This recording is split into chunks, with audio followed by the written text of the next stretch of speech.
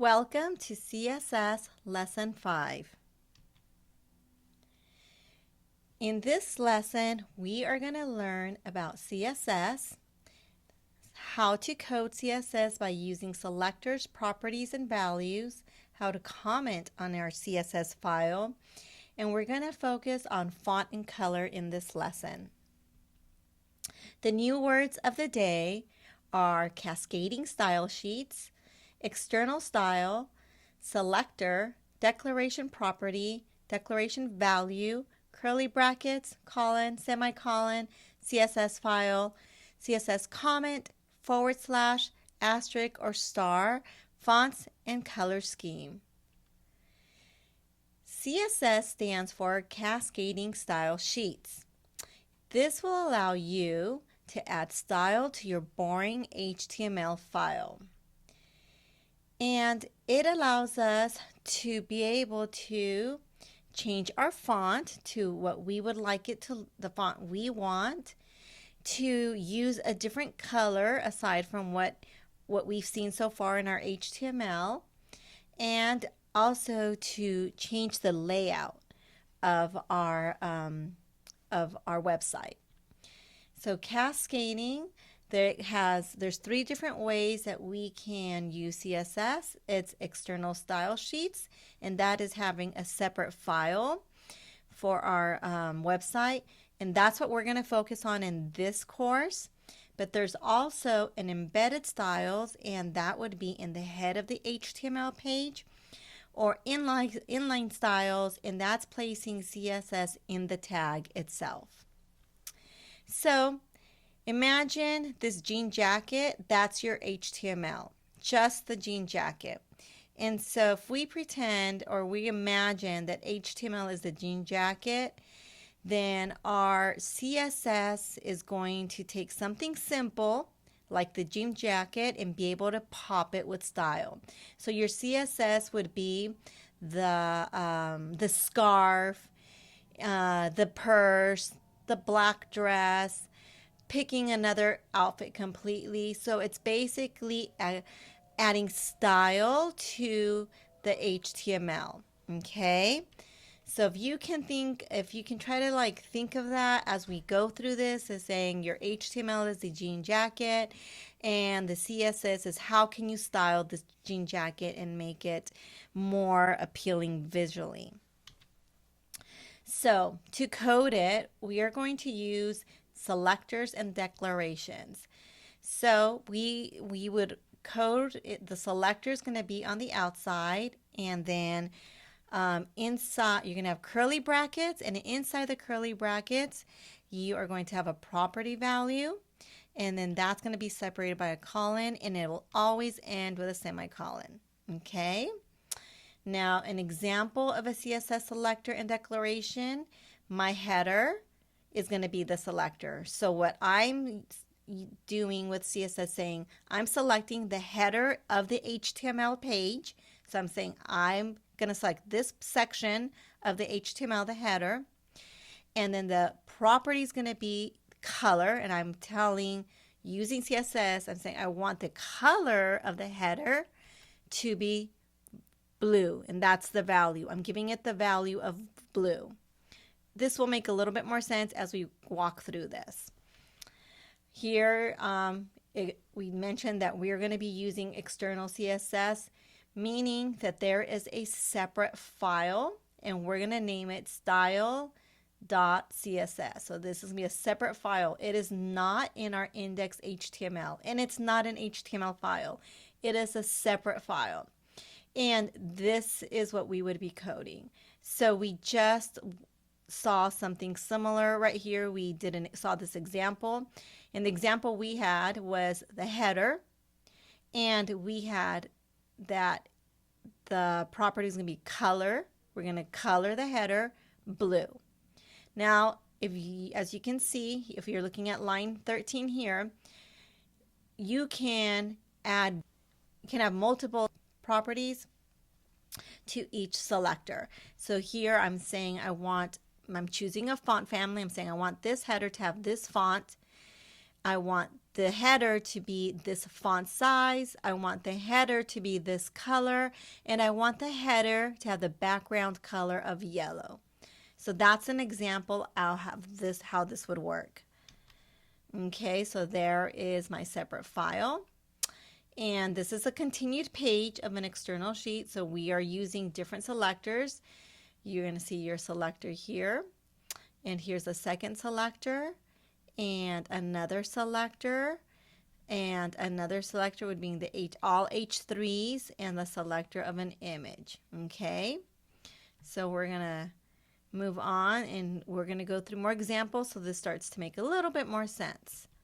Before we continue into the font, how we can use it for fonts and colors, just like we did in HTML, you can comment on your CSS file. And so you would start by a /, then you do the star, type your comment, and then end it with another star and a /. And this will not be visible on the website. It's just going to be a comment on your CSS sheet, okay, or file. So / and the star or the asterisk. Now here's a CSS comment example. So my selector is the nav, my navigation, and I'm saying, okay, my navigation, I want the font size to be the font size, and then I want the value to be 16 points. And I'm saying I also want the nav to have the property of font weight, and I want the value to be 600. And so you might be wondering, well, what does font weight mean? And that means how bold do I want that font to be? And I might not remember that, so then I could place a comment, boldness of the font, so that when I look at my file, I'm reminded of, oh yeah, that's what that means. And then we're saying in this selector, the next property is going to be the text align. How is it aligning on that, the nav? And I want things to be centered. So I'm saying I will line it center of my website, okay? Or that section of the nav. So that's an example of placing a comment, is to give yourself, if you guys remember, just like in HTML, you're giving yourself comments just for you to understand what you did, or maybe if you're tag teaming when you're working with somebody else, you're leaving comments for them to know why you did what you did, okay? So that's where the comment would be. You can place a comment just like in HTML anywhere. It could be right up here, could be on the line above, but when it comes to CSS, I like to place it on the side. Now we're going to talk about fonts. So far in your HTML, you've had the same font. Nothing's changed. The browser has chosen that font for you. And I have a list here of these are web-safe HTML and CSS fonts. What that means is whatever browser you choose to use, this font will look the same in each browser.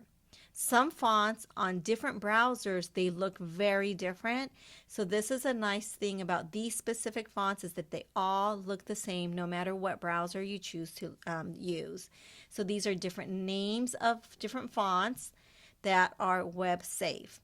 And you can go to this website right here. It's called blog.hubspot.com, and website, and then web safe HTML CSS fonts. And you can read a little bit more about that there, okay? And I'll place that link in the YouTube description site. And here are examples of the fonts. So this is what the Tahoma font looks like. This is what the American Typewriter font looks like. This is what your Monaco looks like, your Bradley Hand, and your Luminari. So these are just a few fonts that I wanted to show you examples of, but you saw that there's a much bigger list. I would encourage you, play around. Put a font there in the CSS which section you want to choose for your selector, and then you're going to write font and place one of these in there. Refresh your page so that you can see what it looks like, and just keep plugging in different fonts until you find the one that looks right for you. So I'm going to give you an example of where I'm using choosing the font, and I'm giving it specifically what font I want. So right up in here in my body, what I'm saying, I'm selecting the body, which is all of my website, right? And I'm saying, okay, I want the font family to be Verdana. And so what I'm telling is like any font that you see on my body, make it Verdana. And now you're going to also notice that it's possible that you get other fonts, behind the one you're choosing, which is, so say Verdana, comma, Geneva, comma, Tahoma. And what that is telling the browser, if for some reason that browser does not support Verdana, then it's going to default to the next font. And if it doesn't support that font, it's going to go to the next one. But because we're choosing those web safe fonts, we won't have an issue, and it will populate the one that we're choosing. Now I'm saying, you know what? But I want my header to be different. So I said header as my selector. I want that my header to have a different font. And so I'm choosing the font Impact. And so now this font is different from this font. And if you can, maybe like in the E, you can tell how my E looks here and this E, it looks different. And so I just wanted to give it a different look. And you can do that. You can give different sections of your website to have different fonts.